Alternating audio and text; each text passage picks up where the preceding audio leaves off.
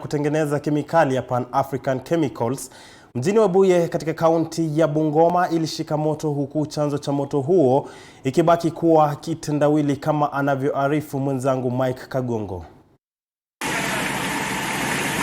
Akidhibitisha kisa hicho, naibu kamishna wa kaunti ndogo ya Webuye Mashariki Chaka Nyamawi amehoji kuwa chanzo cha mkasa huo hakijabainika, huku uchunguzi ukianzishwa kubaini kilichosababisha moto huo. We have received a report that there was fire in this factory, that is Pan Paper Chemicals.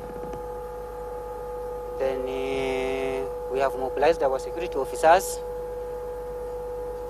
whom we have come with, and the team is led by the OCS and the DCIO, who are doing investigations. We have seen for ourselves that fire has gutted a better part of our twin godown owned by this company. However, swift action by the Bungoma County government by sending their firefighting machine. Hata hivyo, Nyamawi ameongeza kuwa hakuna mtu yeyote aliyeumia kutokana na mkasa huo. Hadi kufikia sasa haijabainika ni mali ya dhamani gani iliteketea. As far as I can, the much that I can say is that there has been damages, but as at now, the issue is under investigation.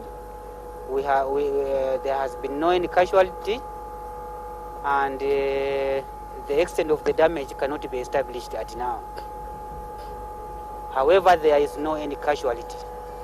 Kutoka kaunti ya Bungoma nikiripotia TV47, mimi ni Mike Kagongo.